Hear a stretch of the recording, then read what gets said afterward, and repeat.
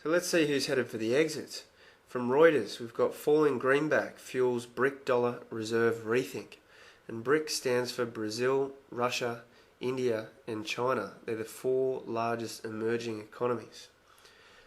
Then from the Telegraph, we've got Russian Prime Minister Vladimir Putin calls for end of dollar stranglehold. Then from Forbes, we can see that Russia wants a new global reserve currency. And you got China. China urges new money reserve to replace the dollar. Now, all credit to these folk for their realisation that the dollar isn't worth the paper it's printed on, but they must be insane to think that they can just pull the rug out from under the dollar and replace it with a new reserve currency. Take a look at this article from the London Telegraph. Dollar's demise plotted by oil producers China and France, report says. The world's oil producers, as well as China and France, are planning to end using the dollar as the currency to buy and sell oil, the Independent newspaper reported. Now, alarm bells should be ringing. I can imagine the discussion would have gone something like this. The world economic situation is deteriorating more rapidly than we had thought. We don't think we can afford to wait, Max. There will be no collapse in the foreseeable future unless you panic and start it with some damn fool move like this. And if you are wrong, what then? We wake up one morning, our oil is gone. We find that we have sold all we have in exchange for paper money that is worthless. You're playing with the end of the world, you know. In economic terms, he's not far off. In the coming years, we're looking down the barrel of a sudden dollar devaluation that will shut down every national economy of the world as a result of the inevitable collapse of this current system. Now, there's a growing community of competent economists, professional traders and, well, investors as well, who have caught on to this realisation. The reason why the broader population is absolutely oblivious to it is because the Anglo-American media conglomerates have got a stranglehold on what's being reported here in the West. Now, I'll show you a clip in a few seconds from Russia Today, but before I do, I should point out that Russia Today actually falls outside of this stranglehold, since it's sponsored by the state-owned Russian news agency RIA Novosti. I reckon it's pretty honest reporting here. Take a look at this clip. Currencies after plans by the US Federal Reserve to buy out Treasury bonds and mortgage securities.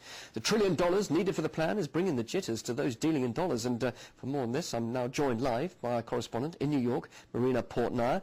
Marina, it seems the Obama administration hopes to kickstart the economy by simply printing money. I mean, it's just as the British government and others have decided to do. That is right, and it's a very good observation. The Federal Reserve is once again stepping up efforts to save the U.S. economy, announcing that it will pump an extra $1 trillion into the U.S. financial system by purchasing Treasury bonds and mortgage securities. Now, the idea, of course, is to encourage economic activity by lowering interest rates, including those on home loans. While this may bring a short-term jolt, many critics say that printing money, vast amount of money, out of thin air will bring disastrous consequences. More specifically, hyperinflation and the plunge of the U.S. dollar. Many experts have gone on record saying that the U.S. monetary policy has passed the point of no return when it comes to printing money.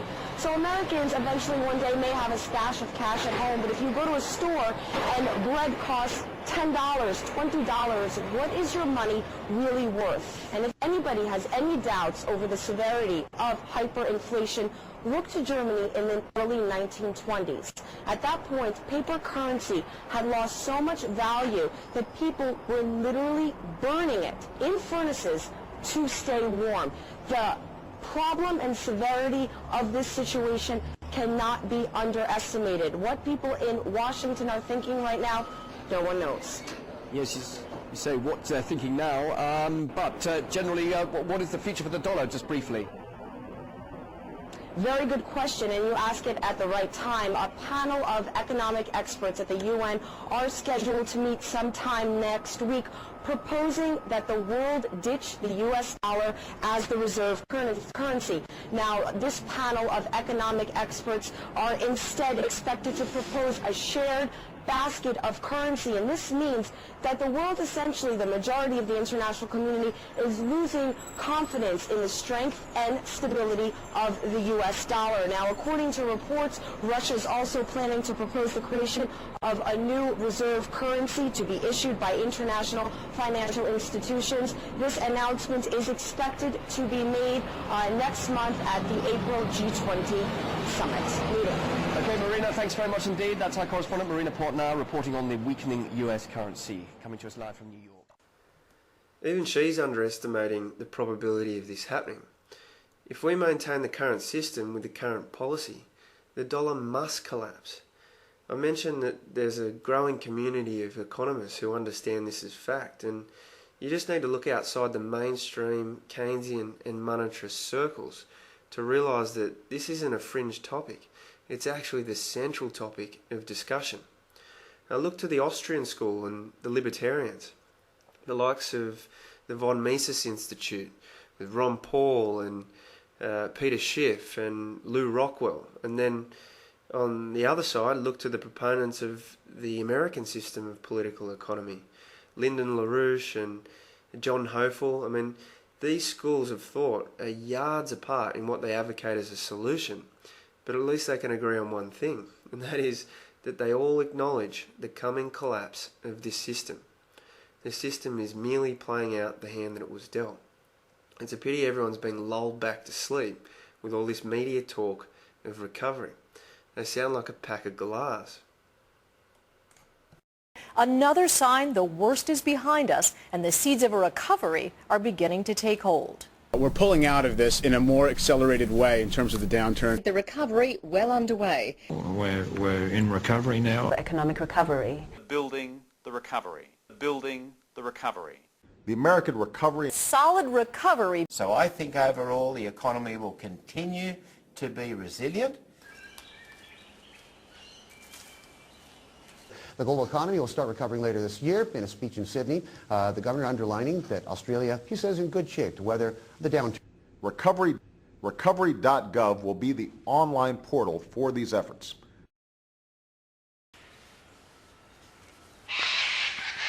Recovery. When the economy appears to be recovering. Still pointing to a recovery later this year, and investors are only just starting to realise that we are heading towards a recovery